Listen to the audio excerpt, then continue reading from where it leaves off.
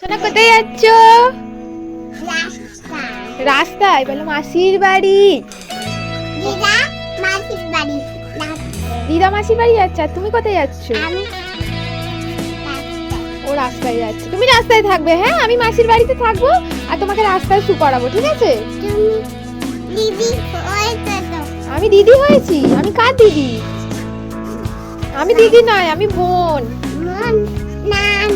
হ্যাঁ হ্যাঁ, আমি মা। আচ্ছা চলো, টাটা। টাটা।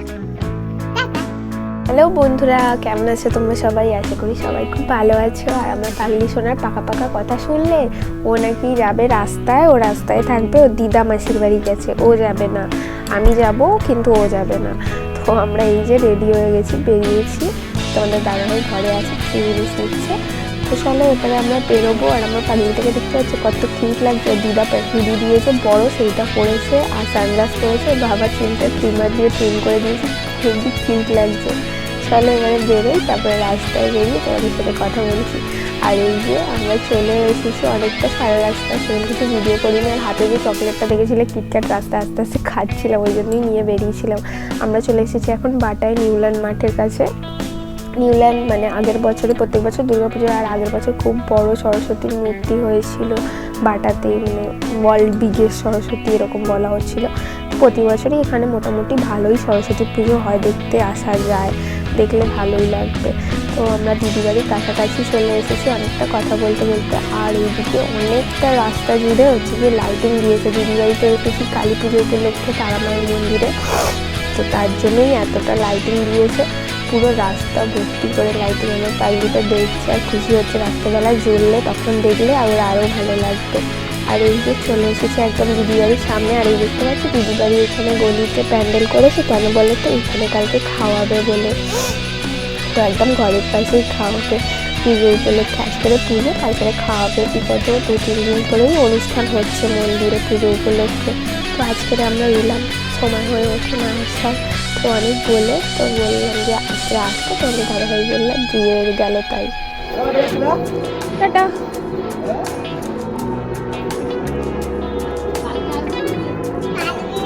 না না,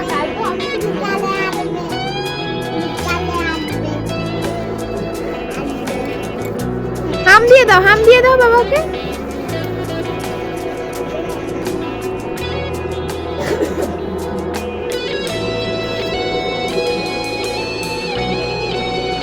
কোথায় গেল? দাদাকে ডাকো। দাদা, সার্থকী দাদা, কোথায় তুমি? এসো আমার কাছে। বন্য বিড়াল দাদা, ওই তো দাদা হয়ে গেছি,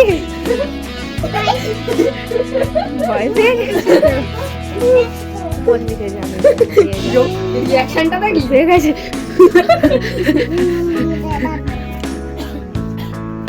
চমকে উঠেছে পুরো কিন্তু। কেরম বাবা?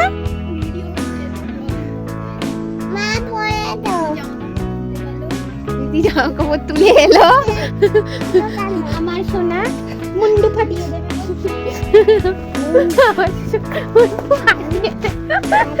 কার মুন্ডু ফাটিয়ে দেবে? ওই যে লুকিয়ে আছে, যে এই যে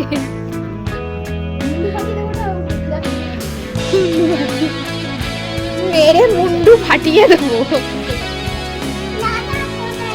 ডাক দাদাকে।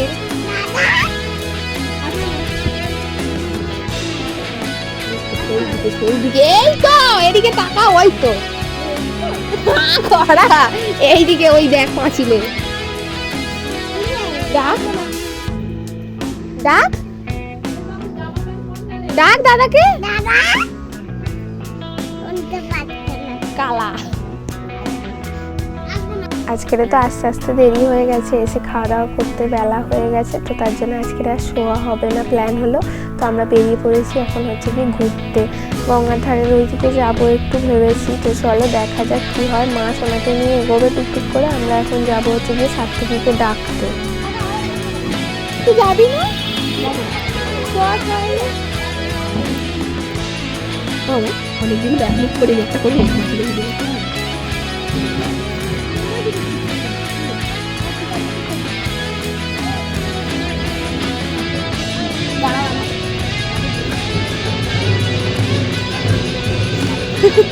তোমার দর্শক হয়ে গেছে, ও শুনবে দিদার কথা, ও দিদাকেই শুনিয়ে দেবে। কর, হ্যাঁ কর।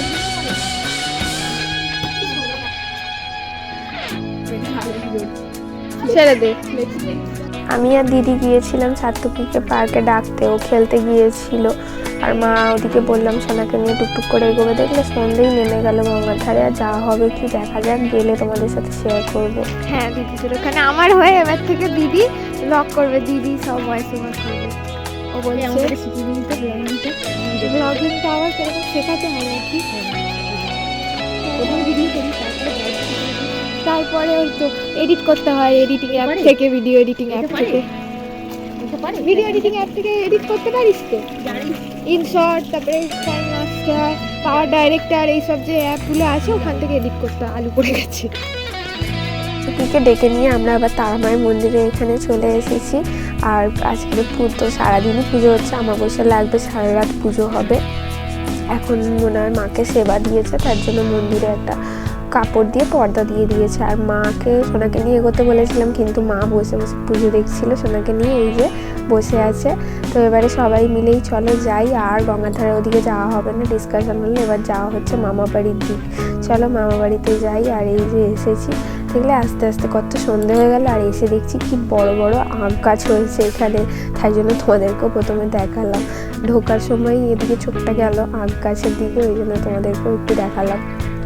আর এই যে আমার পাগলি পুরি ওর দাদা ভাইয়ের সাথে সাথে ঘুরছে, ওর দাদা ওইদিকে ঢুকেছে, ও ঢুকেছে, আর যেই নামছে ও নেমে আসছে, এই করছে দুজনে মিলে।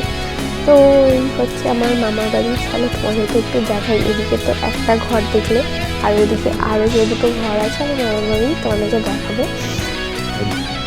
এই যে এই সাইডে ওটা আমার সেজে মামার ঘর, একটু যেটা দেখালাম, পুরো লম্বা বারান্দা ছিল, তিনটে ঘর মিলিয়ে। আর এই যে এটা ঠাকুর ঘর, এই জায়গাটা আমার খুবই প্রিয় ছিল, এখনও ভাবলে না খুব কষ্ট হয়, মন খারাপ হয়ে যায়, কারণ এখানের সাথে আমার অনেক দিদার স্মৃতি জড়িয়ে আছে, যেগুলো অনেক প্রিসিয়াস আমার কাছে। তো মামা বাড়িতে গিয়ে একটুখানি গল্প টল্প করা হলো। তো মামা ওদিকে সন্ধে দিচ্ছিল, আমরা সেজো মামির ঘরে বসে মামির সাথে গল্প টল্প করে টিভি দেখছিলাম। তারপরে এখন এই যে ধরেছি ফেরার রাস্তা। আর বললাম না এই দিকের রাস্তাটা, তো মানে ওই দিক থেকে আসছিলাম তখনও লাইটিং দিয়েছিল, আমার মামা বাড়ির দিক থেকেও প্রচুর লাইটিং দিয়েছে। আর সন্ধ্যেবেলায় বলছিলাম না লাইটগুলো জ্বললে আরও সুন্দর লাগছে, আর সত্যিই কি সুন্দর লাগছে, দেখো লাইটগুলো যখন জ্বলছে। আর এইটা যাওয়ার সময় তোমাদের একটুখানি দেখিয়েছিলাম, এইটা অনেকটা রাস্তা পুরো এরকম সেই নেট আর তার সাথে লাইট জোড়া আছে, খুবই সুন্দর লাগছে দেখতে, লাইটগুলো ইউনিক একদম। আর দেখছি এই তারামায়ের মন্দিরের কাছে কি ভিড়, আজকে তো পুজো বুঝতে হবেই, এখানটা দিয়ে পাশ কাটিয়ে যাওয়া যাচ্ছে না, এতটাই ভিড় হয়ে গেছে। এদিকটাতে তো ব্যারিকেড দেওয়া আছে, আমরা তো আসার সময় ভাবছিলাম যেতে দেবে না, তাই ওই সাত্তকীকে ডেকে নিয়েছিলাম আগে থেকে। আর এই যে ঘরে এসে তারপরে অনেকটা রাত হয়ে গেছে, দিদি আমি মিলে রুটিটা তাড়াতাড়ি করে করলাম, মাটা মেখে দিল, আর দিদি তরকারি বসিয়েছিল, আমি ওদিকে রুটি করছিলাম। তারপরে দিদিরও লাস্টে রুটি সেঁকছিল, আমি বেলে দিচ্ছিলাম। তো চলো এবারে ঝটপট করে খেয়ে নিই, তারপরে শুতে হবে, অনেকটা রাত হয়ে গেছে। তরকারি করেছে দিদি কুমড়ো আলুর তরকারি, আর এই যে রুটি। তো দেখা হবে আবার নেক্সট ব্লগে, কালকের ব্লগে। ততক্ষণের জন্য টাটা বাই, আর দেখতে ভুলো না ব্লগটা।